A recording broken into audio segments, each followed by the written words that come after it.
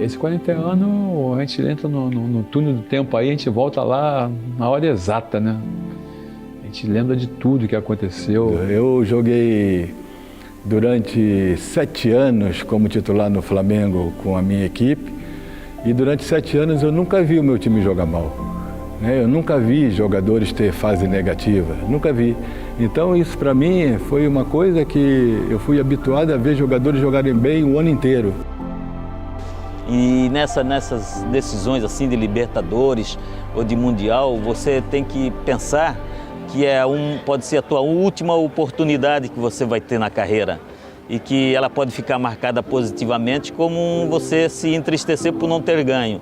Então você tem que analisar todos esses itens, né, que te levam a você ser determinante, a você ser aguerrido, a você se entregar de coração para tentar buscar essas conquistas. É diferente completamente de fazer uma final de brasileiro, digamos, no Maracanã.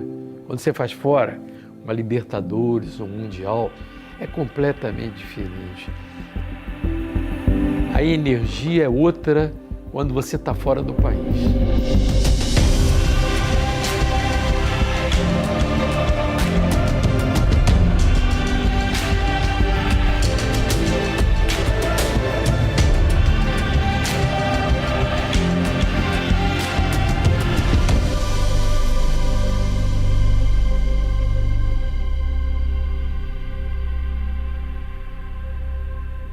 Minha cabeça está exatamente no período que antecedeu a viagem para o Japão, que dependia de uma escala da rádio, né? Embora eu tivesse no contrato, e se o Flamengo fosse a qualquer tipo de competição, o Flamengo e a seleção brasileira, eu teria que estar presente. Eu tinha recém passado a comentarista, passei a comentarista em 80, exatamente um pouco antes da... E foi a primeira grande viagem que eu fiz, foi essa, depois já tinha ido à Copa do Mundo e tal, mas como repórter, mas como comentarista foi essa a mais importante de todas, nem sei se teve uma antes, tão importante que foi essa para mim. Fomos para o Japão. Coisa que eu não conheci o Japão, quase que brasileiro não tinha esse costume de ir ao Japão naquela época, né? Caramba, nós vamos lá para o Japão, essa coisa todinha, né? Eu trabalhava na Embrafilme, era uma pessoa de alto nível lá. Aí chego, minha secretária falou, consulado não, a embaixada do Japão quer falar com você. Comigo? Quer falar contigo. Aí ligamos para o Brasil. Nós queremos difundir o turismo no Japão. O que você acha razoável para levar a galera? Você não tem ideia o que era no Japão naquela época. Hoje você vai via Dubai, leva 38, 40 horas. Imagina naquela época. Era absurdo. Rio, Lima, ficava em Lima 3, 4 horas, Lima, Los Angeles, ficava em Los Angeles 2, 4 horas, Los Angeles, Tóquio. Chegamos em Tóquio, em Narita, aí um ônibus, naquela época a gente não tinha ideia de pegar um trem, que seria mais rápido. Pegamos um ônibus, viajamos 44 horas, depois um ônibus para chegar de Narita, que são 60 quilômetros para Tóquio, 8 horas do ônibus. A viagem para o Japão para mim foi um sonho, porque eu era um adolescente, e os meus ídolos eram jogadores do Flamengo. E eu viajei com eles para Los Angeles e depois ficamos 2 dias em Los Angeles e depois fomos para o Japão. E eu me lembro que tinha muita brincadeira no grupo, era um grupo muito unido. Todo mundo descontraído, ficamos uma semana em Los Angeles curtindo os Estados Unidos, Hollywood, a Calçada da Fama. Todo mundo feliz, rindo bastante com o Peu, né? Porque o Peu já é uma figura, né? Então o Júnior, que era muito gozador e brincalhão, dizia pro Peu que o Peu tinha que raspar o bigode, porque se ele já tinha visto algum japonês com bigode, que não podia entrar no Japão com bigode. Eu me lembro que foi uma curtição daqui até lá com o Peu e até que o Peu raspou o bigode. Quer dizer, isso tudo foi para minha conta, mas eu fui só o veículo para falar com ele. Por quê? O Peu tinha deixado crescer um bigode. Eu já usava aquele bigode meio mexicano na época. Só que antes o visto para o Japão era uma folha desse tamanho, né? E que tinha fotografia. Quando ele estava olhando lá esse visto lá, eu olhei que ele estava sem bigode na fotografia, né? Aí falei para ele, cara, tu vai chegar lá e vão te botar no avião de volta, vão te deportar. Pô, por quê? Falei, tu tá sem bigode na foto. Ele falou, deixa eu ver a tua. Eu mostrei, falei, mas você também tá. Eu falei, ó, só que aqui embaixo, estava escrito em japonês, eu pedi autorização para entrar lá com bigode, cara. Ele falou, não é possível. Eu falei, pô, fala com o Bosco lá, cara. E o Bosco também já era outro que alimentava essas coisas. Ele falou, Pio, quando chegar lá a gente vai ter que resolver isso, não sei o que vai acontecer. E ele foi preocupado, isso a gente estava saindo de Los Angeles para Tóquio, né? Não deu outra, né? Ele foi no banheiro do avião, raspou o bigode, aí chegou pra galera, e agora? Agora não tem problema para eu entrar, né? Você imagina as gargalhadas e as brincadeiras que foram feitas com ele.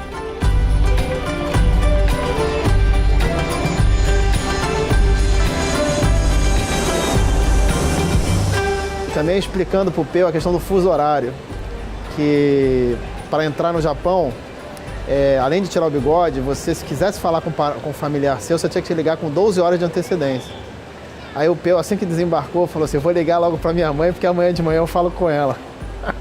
Esse negócio de fuso horário, né? Tava todo mundo meio confuso aí, mas a gente sentou todo mundo ali, veio a explicação, aí nós começamos a estudar direitinho, né? E aí já estava todo mundo já consciente que nós tínhamos que chegar lá e jogar logo e terminar a história, né? A equipe foi lá para os Estados Unidos fazer uma temporadazinha curtinha, né? Eu lembro que o pessoal foi para lá, fizeram um treinamento ali numa pracinha mesmo, numa praça mesmo ali, né? Nós fizemos uma parada em Los Angeles, uma adaptação de fuso horário, né, para o Japão. Se a gente for direto para o Japão, você passa normalmente 3, 4, 5 dias até para poder entrar no fuso horário. Então, vamos fazer um pit stop em Los Angeles, né? Aí o que faz? Você vai treinar e você vai relaxar. Só vamos pensar no jogo contra o Liverpool quando a gente estiver em Tóquio. Antes disso, vamos nos divertir. E automaticamente você quebrou um pouco a questão do fuso horário, né?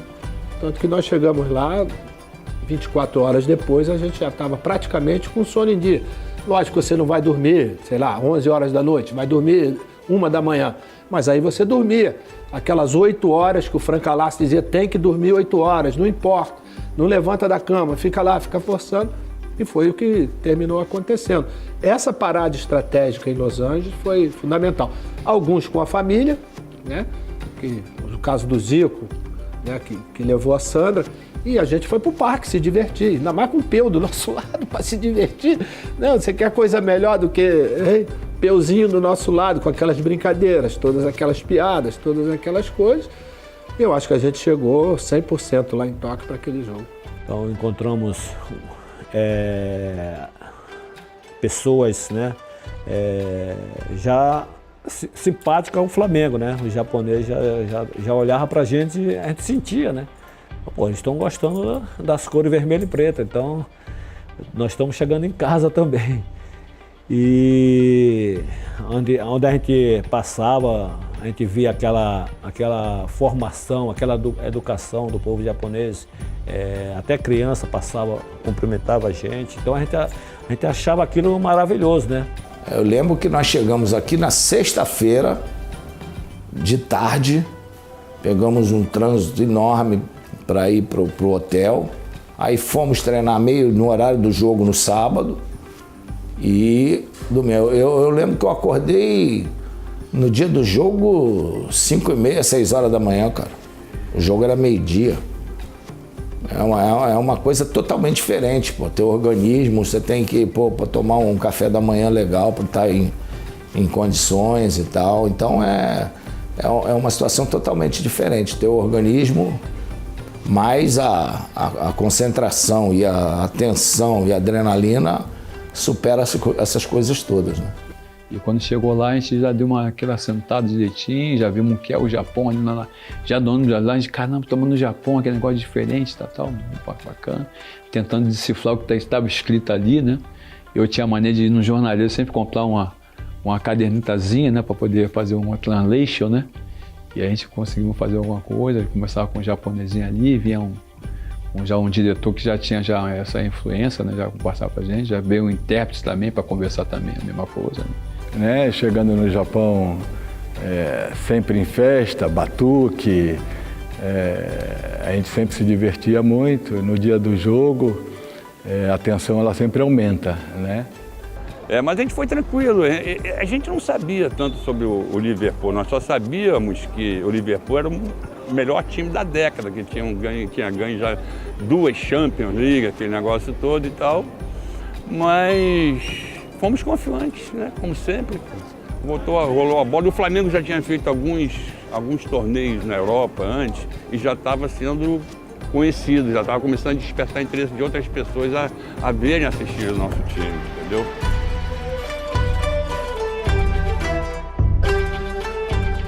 Só não foi melhor porque eu não pude nem me equipar para entrar em campo. Mas viajei com eles. Inclusive o Júnior fala que eu tenho um tantã muito safado, porque eu saí tocando tantã. Na verdade, ele bagunçou meu coreto, mas eu não toco nada mesmo. Estava com aquilo na mão, olha, também o japonês não sabe o que tá vindo do outro lado. E aquilo foi maravilhoso. Campeão, a galera toda junta, brincamos muito, nos divertimos bastante, foi ótimo. Mas que a gente foi focado em buscar o objetivo e simpatizamos com o povo japonês, passou pro lado da gente, os ingleses no mesmo hotel nosso, passava, né? A gente não conhecia nada deles, nem ele da gente, não sabia o time que a gente ia enfrentar e nem ele sabia as feras que eles iam encontrar, né? Então ficou um negócio estranho, né?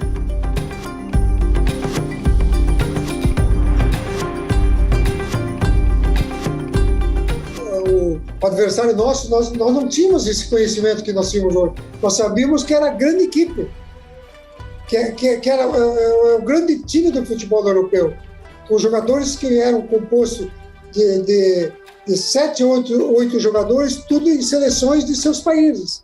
Então, realmente era uma seleção. E naquela época houve um desprezo do Liverpool, houve um menosprezo muito grande.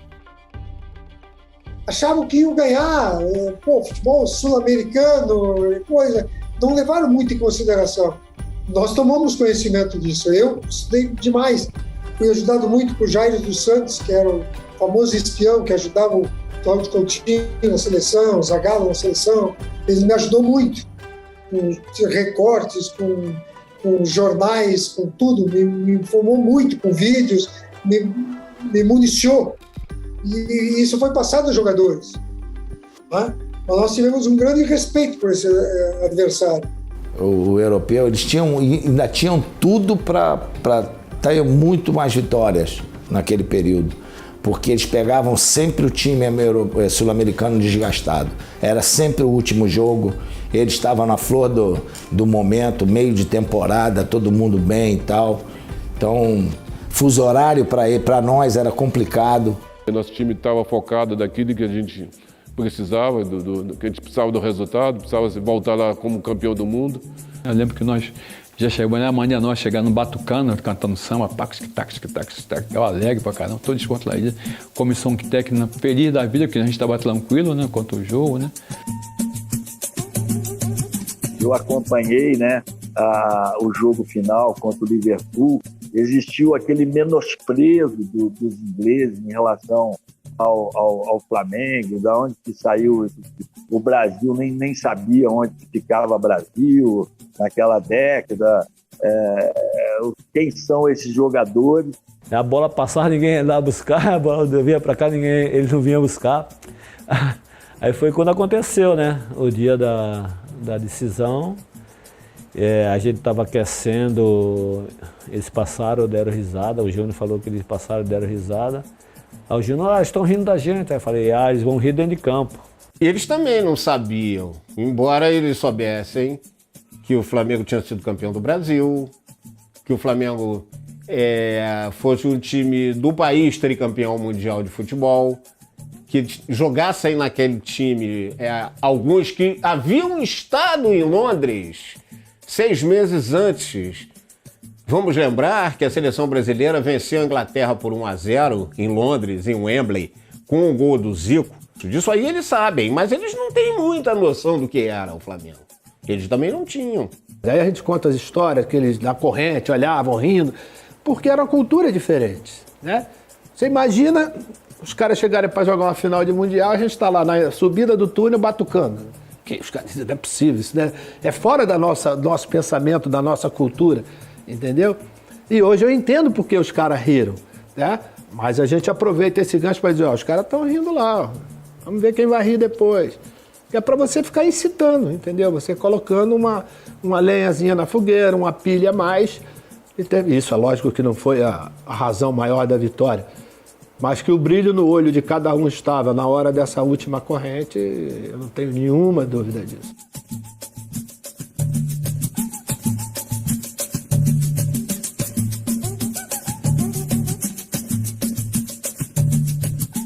Mas a gente sabia que o Liverpool era o bicho-papão naquela época dessa competição, né? Ele já tinha ganho 2 ou 3, né, seguidos. Então, mas assim, ó, eu acho que o time estava tão preparado para ganhar tudo, sabe? Porque a cabeça dos jogadores naquela época, na nossa equipe, era só treinar com prazer e jogar com prazer para dar alegria ao torcedor, sabe? Então todo mundo tinha isso dentro de si, então só bastava se unir essas forças, né? E encarar qualquer adversário que viesse. Quanto melhor era o adversário, você teria que mostrar mais futebol, e foi o que o Flamengo mostrou naquele dia. E aí a gente já consciente que ali estava o Golias, né, para fazer um grande jogo ali, né? Nós entramos e foi aquilo que vocês viram, né? Eu não sei se você viu? Eu estava mais preocupado com o jogo, com o frio, estava frio para goleiro, isso é ruim, né? E a bola não foi lá de jeito nenhum, foi 2 ou 3 bolas só. Então eu não achei que houve assim menosprezo. Eles desconheciam o time do Flamengo, não sabiam, podia saber o Zico de nome, o Júnior, né? O resto eles não sabiam quem era. Nem nós também vimos com tanta regularidade o Kenny Dalglish, Grobbelaar, Thompson, nada. A gente sabia, são bons jogadores, mas a gente não via jogar. E eles foram, a palavra certa, surpreendidos. Eles não conheciam. Diz o Zico que a gente sabia mais do que propriamente ele, porque o Coutinho tinha, o Carpegiani tinha uma pessoa que estava procurando saber, entendeu? Eu acho que a gente teve em relação ao Liverpool uma vantagem, que foi a vantagem de a gente ter um pequeno conhecimento da equipe dele através do Jair dos Santos, que era observador da seleção brasileira, tinha trabalhado com o próprio Coutinho e que fazia alguns trabalhos esporádicos, né? Então ele trouxe algumas informações a respeito do Grobbelaar, do goleiro, do Souness, o escocês do meio-campo, né, do Dalglish, o atacante. E isso pra gente, eu acho, e eles não sabiam nada da gente. O futebol inglês naquela época era aquele futebol muito mais pelo alto, bola no alto, isso aqui e tal. E nós tínhamos Marinho e Música que tirava tudo, pô, então não tinha problema. Eles podiam conhecer a mim, que já tinha jogado contra a seleção inglesa, quem mais? Talvez o Júnior, o Leandro e tal, mas a maioria eles não deviam conhecer muito não, entendeu? Então, e a gente conhecia, né, pô, o time deles, o Dalglish era um jogador, o McDermott, pô, o zagueiro, a dupla de área, o Thompson, era um grande time, né? Mas nenhuma marcação assim especial eles fizeram. Tanto que se você pegar o jogo, o Zico teve uma liberdade que nenhum outro time daria para ele fazer o que ele terminou fazendo durante o jogo, entendeu? E nós tínhamos um entrosamento. E nesse conhecimento, né, nesse diálogo que teriam, e como teve a própria comissão técnica, juntamente aos jogadores, né, para que a gente não levasse isso para um lado de divergência entre a equipe adversária. Vamos jogar futebol com gana, com determinação, com garra. Quando você chega ali e você vê essa possibilidade de ser campeão do mundo, né? Eu acho que a cabeça nossa não existia outro resultado que não fosse uma vitória. Nas arquibancadas, os torcedores que viajaram meio mundo para ver o Fla criaram uma nova torcida, a Flapão. Tem até faixa escrita em japonês. A charanga também começou cedo e antes do jogo tentou conquistar alguns novos torcedores. Mesmo entre os japoneses, os que ficaram com o Flamengo estavam mais animados. A torcida japonesa do Liverpool era bem menor e bem mais quieta. Tinha 100 mil pessoas no estádio, 100 mil mesmo. Mas tudo japonês, né? Tinha uns 5 brasileiros lá da torcida aí. Mas eu batia tiro de meta, eles batiam palma, batia lateral longe, eles adoravam bater lateral longe, tiro de meta longe, então, nossa, eles aplaudiam demais. Gol aplaudido. Eles não tinham futebol, quem levou foi o Zico, né? Depois, anos depois. Sentimos falta da torcida do Flamengo, mas nós sabíamos que a energia já estava chegando lá no Japão. Chegou primeiro do que avião, a energia lá no Japão para todos nós, né? Tinha um diretor do Flamengo que era dono de uma agência. Chamou o Cláudio, que era o chefe da raça, era o cara. Ele e o irmão dele falou o seguinte: a cada 10 passagens vendidas, vocês têm direito a uma de graça. E ele acreditou em Papai Noel. O que aconteceu? Eu tinha feito um acordo com um conselheiro do clube que tinha uma agência de turismo. Eu já tinha vendido meu carro para pagar o ônibus para Libertadores. Estava caixa zero. E ele falou, olha, se você vender 15 passagens, tal, você tem uma passagem. Se você vender tantas passagens, você tem 2. E eu corri para ter as 2. E eu não vendi só o Rio-Tóquio, eu vendi o Rio, Tóquio e depois Havaí. Que era um pacote para depois do troço, né, eu curti. Então vendi a maioria, eu vendi quase que o dobro do que ele pediu e com Havaí. Quando eu fui para pegar minhas passagens, ele já tinha saído do Rio e foi para a Europa e só deixou uma passagem. Não, o acordo era isso. Ah, mas só deixou, não tinha como, não tinha celular, não tinha nada, né? Aí, não, então eu não vou. Eu não vou porque meu irmão me ajudou em tudo, meu irmão era amigo daqueles alucinados. Eu falei, não, isso seria injusto. Eu vou e meu irmão não vai. Eu falei, então não vou. Aí abri mão de ir. Eu acho que foi justo, não me arrependo, porque seria injusto meu irmão não ir, eu estar lá. Mas aí aconteceu que me pediram, o Márcio me ligou, foi o Márcio que me ligou. Márcio, pô, Claudio, nós vamos fazer uma festa na Lapa, vamos botar um telão. Poxa, queria que você tomasse conta, então disser que você não vai. Eu falei, não, deixa comigo, mano. Papai alugou um carro, um trio elétrico, chamado Sambulante, que depois virou até um apelido meu na raça, Chefinho Sambulante. Chefinho Sambulante! Eu não levei faixa da raça, porque eu imaginava que o Cláudio fosse. Fomos para o Japão sem faixa da raça, chegamos lá, as mulheres dos jogadores ajudaram a gente a fazer uma faixa. Nós compramos pano preto e vermelho, elas costuraram no saguão do hotel, fizemos raça rubro-negra com esparadrapo e botamos no estádio. A gente constatou uma coisa, que os japoneses estavam a torcer pra gente, sabe? Então eles começaram também a batucar na arquibancada e aquilo começou a motivar muita gente. É diferente, né? A torcida lá é diferente, são mais frios, né, cara? Aqui não, aqui o torcedor vibra, o torcedor se emociona, o torcedor joga o rádio pra cima, o torcedor sabe. Lá não, eles são um torcedor mais contido, né? É bem diferente, mais frio, tá entendendo? Mas, como falei, nosso time estava focado naquilo que a gente precisava, que a gente precisava do resultado, precisava voltar lá como campeão do mundo, né? A gente sabia que poderia ser a nossa última oportunidade, como foi. E em termos de torcida, a torcida do Flamengo é especial, é única, sabe? Né? O europeu, o japonês, eles são muito frios, né? Então eles não vivem o futebol, não vibram como o nosso torcedor. A torcida toda nossa, que a Toyota, que era a patrocinadora, deu 5.000 bandeiras para o Flamengo, 5.000 bandeiras inglesas do Liverpool. A gente conseguiu roubar as bandeiras do Liverpool, escondeu, e do Flamengo todo mundo que estava, você pode ver no estádio, era todo rubro-negro. E aí nós fomos pro jogo, aí eu acho que foi um dos melhores primeiros tempos que nós fizemos lá na década, né? Jogamos muito bem, todo mundo à vontade, tocando bem a bola, né?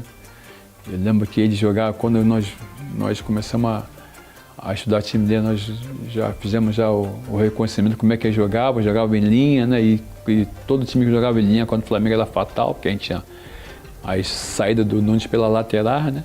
E aí nós estávamos muito à vontade, né? E os meninos, como digo, o Moza ali, o pessoal mais novo ali, tava ali naquela, a gente sempre cobrando, ó, vamos lá, seriedade. Tinha o Moza e o Marinho, dois edifícios lá atrás, né? O Raul também, né?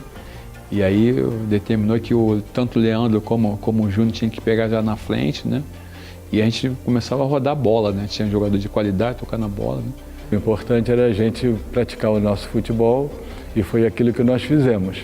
Conseguimos dominar por completo o jogo, né? Não deixamos eles atacarem como gostariam de fazer, neutralizamos as jogadas de corredor, que era o forte deles, era pela lateral e meter a bola dentro da área, a gente conseguiu neutralizar essa questão toda. Todas essas jogadas que foram feitas no jogo contra o Liverpool, não foi por acaso. Todo mundo tinha um trato com a bola muito legal, né? Sabia dominar, sabia tocar a bola, sabia driblar, sabia proteger a bola, né? E juntamente com a qualidade e a força que cada um tinha, né? Todo mundo foi bem condicionado, foi bem preparado, né? Então essa chegada lá, essa caminhada aí foi de muito treinamento, né?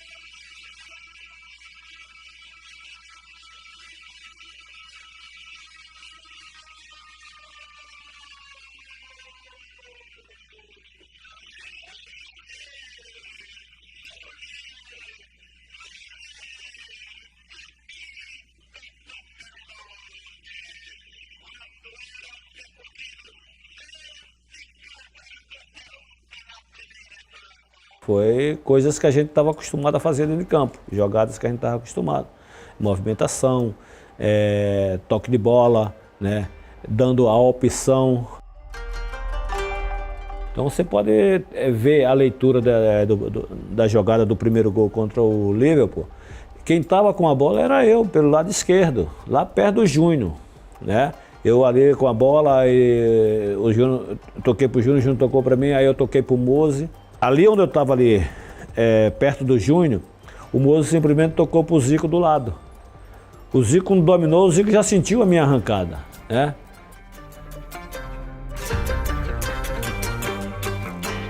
Porque o zagueiro estava vindo para encurtar o espaço, abafar, só que o Zico já sabia o que o Zico ia fazer. Quando ele viu os 4 zagueiros em linha e viu minha arrancada, ele já lançou. Ele sabia que eu chegava. E quando passava o Marinho, quando passava o Moza, várias vezes aí eles passavam, faziam gol, faziam a grande jogada, né? Então já tinha tudo já na cabeça aqui que você organizava. O meio de campo, a gente organizava tudo, né? E você via que os dois laterais, como o Leandro, como o Júnior, era jogador de meio campo também. Quando eles abriam aqui, fechava aqui e fazia. E da mesma forma do Lico e o Tita, quando vinha também compondo aqui, aí sobrava espaço para o Nunes. O Nunes era o nosso, praticamente quase o único atacante. Nós jogávamos trocando muito de posição. Tinha o Zico que é o legítimo ponta de lança, aquele cara que vem armar e que chega, que ao lado do centroavante é o segundo atacante que chega. Tinha Tita do lado, Lica do outro. Eu tinha um overlap que eu treinava muito, ou seja, a ultrapassagem.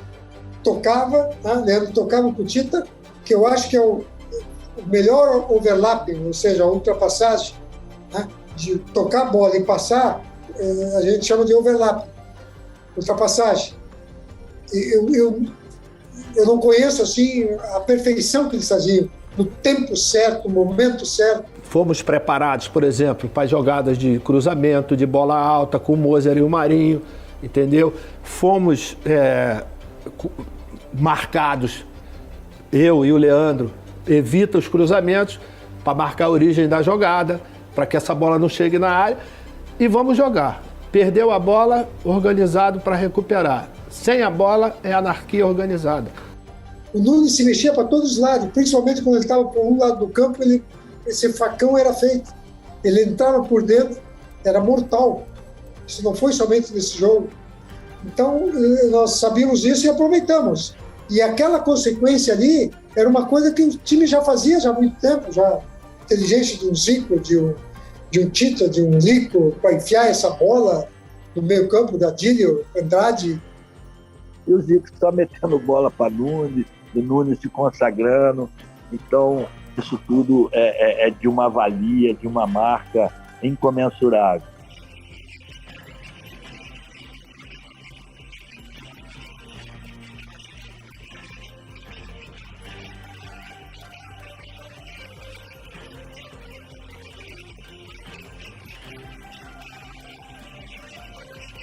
A Alt tentou rodar aqui, o cara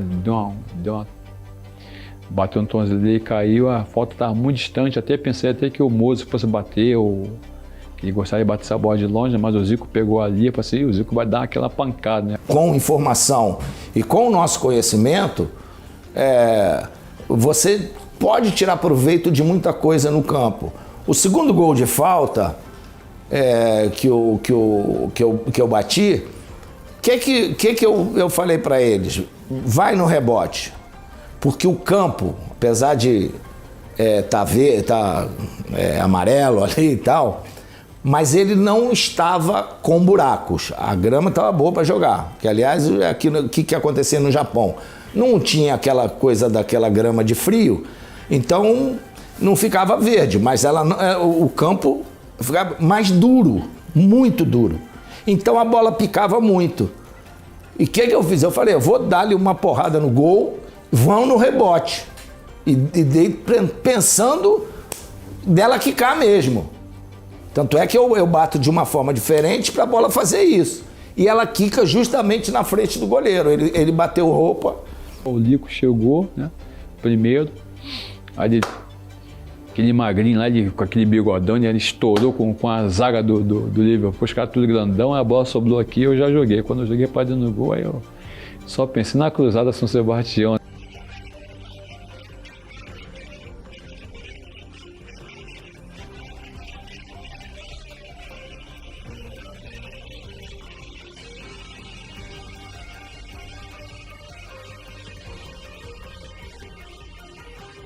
Caramba, marquei o gol, tinha prometido ser campeão, tá?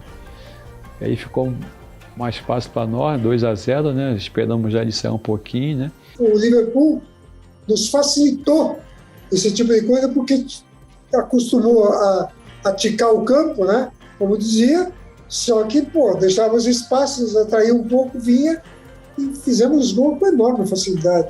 Foi a grande diferença do jogo também. Eles também, daqui a pouco chegou outra jogada também, que o Leandro roubou a bola, tocou para mim, eu vim pelo meio, toquei pro Zico, o Zico primeiro tocou pro Nunes, né? O Nunes na diagonal, bateu, aí a bola entrou lá no gol, terceiro gol.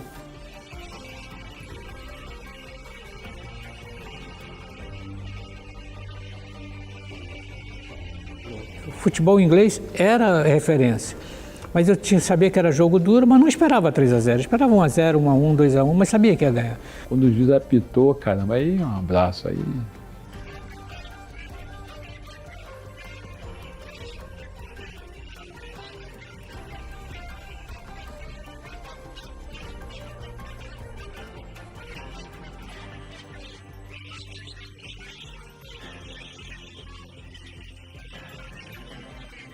Mas ele não sai da minha cabeça, porque aquele momento para mim foi mágico. Eu achava que eu tinha jogado, eu achava que eu tinha dado passe para o Nunes, eu tinha achado que eu tinha dado passe para o Adílio, eu tinha achado que eu tinha chutado bola na trave, eu sonhava com isso. Eu sonhava de ter participado lá dentro do campo com eles.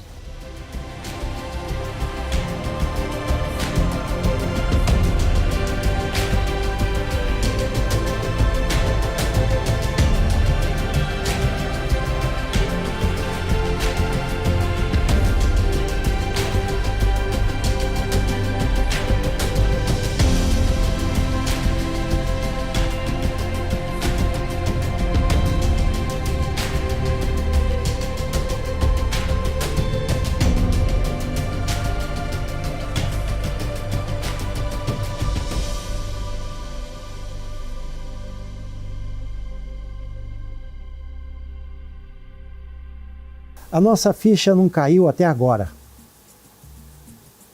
Tem hora que eu penso, pô, sou campeão do mundo, cara, lá no Japão, aquele frio danado. Eu com calça comprida, primeira vez que eu joguei, com um moletom, que não era nem a camisa do Flamengo, que eles esqueceram a minha camisa aqui, eu não tinha camisa para jogar. Fomos para casa de casa, depois do jogo, Flamengo campeão, festa.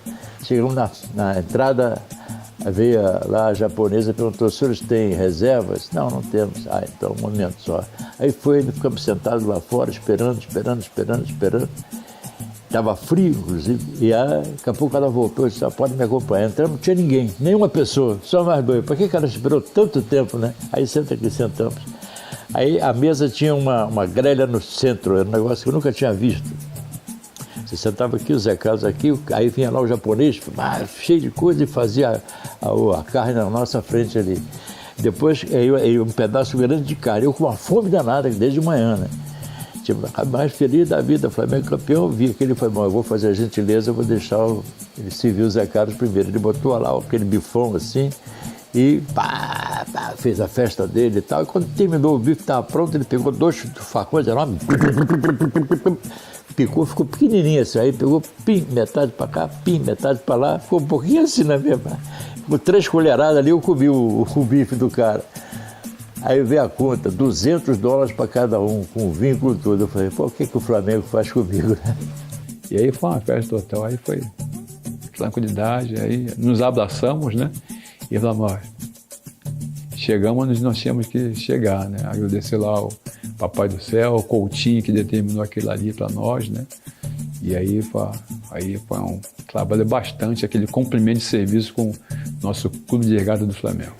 No vestiário do Flamengo, era só festa.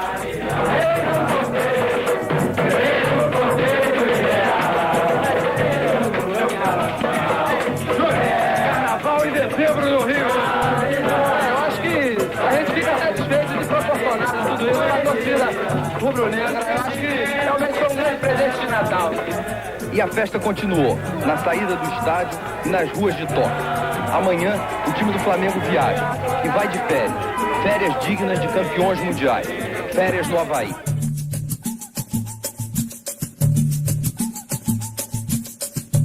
Uma festa tremenda, o meu compadre tinha se casado recentemente, foi um grande presente, que eu tenho certeza que ele deve ter ficado super radiante com esse presente também.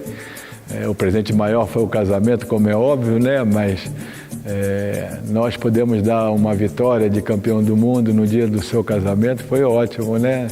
Então ele foi passar a lua de mel lá, depois na hora de vir embora teve um grupo de jogadores que levaram as esposas, né? Foram para o Havaí. Foi boa, muita ula-ula. Gol de pé quente de lua de mel, você correu pra tua mulher, né? Corri pra ela, você vê que a Rosa tem me dado sorte, todo esse certame que eu tô acontecendo aí, e eu acho que tá tudo de parabéns, eu acho que agora tudo é Brasil. E eu pensei, sabe, eu acho que eu vou também ao Havaí. Por quê? Eu não sei se vou ter oportunidade outra vez, então foi pro Havaí, eu tô falando Havaí português, Havaí. Então eu preferi vir embora, né? E os casados foram todos eles lá para o Havaí, se divertiram bastante, depois chegaram aqui também, aí nos encontramos todos, fomos todo mundo comemorar. Alguns foram para o Havaí, eu fui Havaí, Las Vegas, Nova York e Rio. Chegamos aqui, foi uma recepção enorme, calorosa, as pessoas esperando a gente lá, o pessoal com o carro, o nego subindo em cima dos carros, sabe? Uma coisa assim muito louca, né? E acabou, viemos no normal dentro do ônibus, né? Não tinha bombeira naquela época ainda. E viemos, mas foi uma recepção, assim, muita gente no aeroporto. Bom, e aí, quando acabou o jogo, o trio elétrico saiu, né? Tocando hino Flamengo, tocando não sei o que e tal. E nós fizemos o percurso, né? Pela praia do Flamengo e tal. Depois pegamos Botafogo. E nós chegamos lá 8h40 da manhã, por aí, na Gávea. E a gente cantava hino do Flamengo, caiu um dilúvio, mas mesmo assim uma multidão acompanhou a gente. Mas o amor que a gente tem, eu principalmente pelo Flamengo, pelos torcedores, só cresce.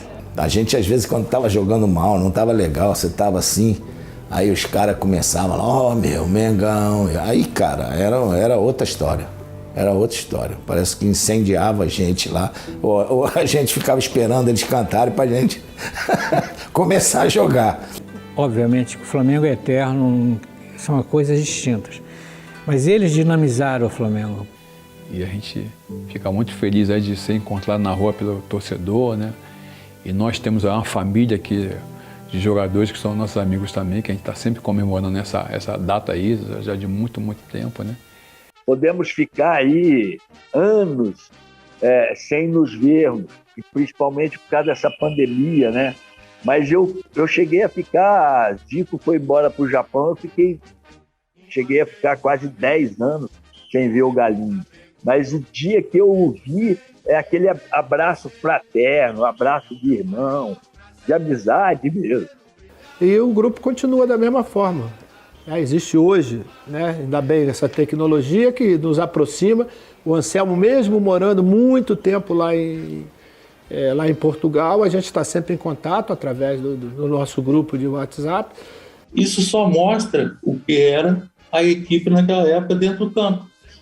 São pessoas que vivem pegando no pé do outro, a mesma brincadeira que eu tinha com o Peu quando morava com ele na concentração.